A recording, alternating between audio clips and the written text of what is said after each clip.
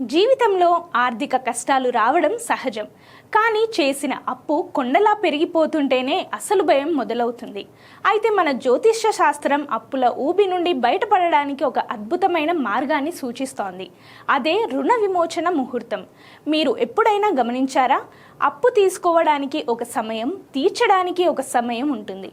పండితుల అభిప్రాయం ప్రకారం మీకున్న అప్పుల్లో కనీసం కొంత భాగాన్నైనా మంగళవారం రోజున తిరిగి చెల్లించి చూడండి.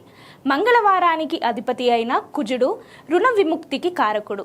అందుకే ఈ రోజున అప్పు తీర్చడం మొదలు పెడితే ఇక జీవితంలో మళ్ళీ అప్పు చేయాల్సిన అవసరం రాదని, ఉన్న అప్పులు త్వరగా తీరిపోతాయని నమ్మకం.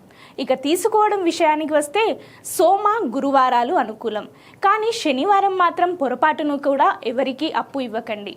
ఎందుకంటే ఆ రోజు ఇచ్చిన సొమ్ము తిరిగి రావడం చాలా కష్టమవుతుంది. ఈ చిన్న నియమాలు పాటిస్తూ పరిపూర్ణ నమ్మకంతో ముందడుగు వేస్తే మీ ఆర్థిక సమస్యలు తొలగిపోయి లక్ష్మీ కటాక్షం సిద్ధిస్తుంది.